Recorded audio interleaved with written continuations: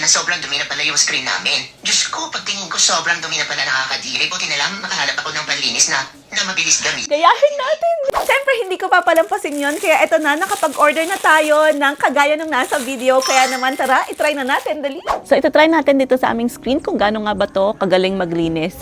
Request nga pala to ni Nienzel Barza. Oh my gosh. Parang effective siya. Oh. Oh my God! Expect na maalikabok lang talaga kung lalo na kung di ka naglilinis ng screen nyo pagka gaganto ninyo mag-mask kayo. Oh, di ba? Oh, ayan guys. Ayan, ganyan karumi ang kanyang nakuha. Balik tayo dito para makita nyo ng malapitan. Ayan, ganyan kadumi yung natanggal ko doon sa screen namin. So, hindi budol itong product na to. Meron pa siyang kasamang squeegee, panglinis ng mga glass. So, kung gusto nyo rin to, ililink ko na lang sa yellow basket or sa comment section kung saan nyo mabibili. Bye!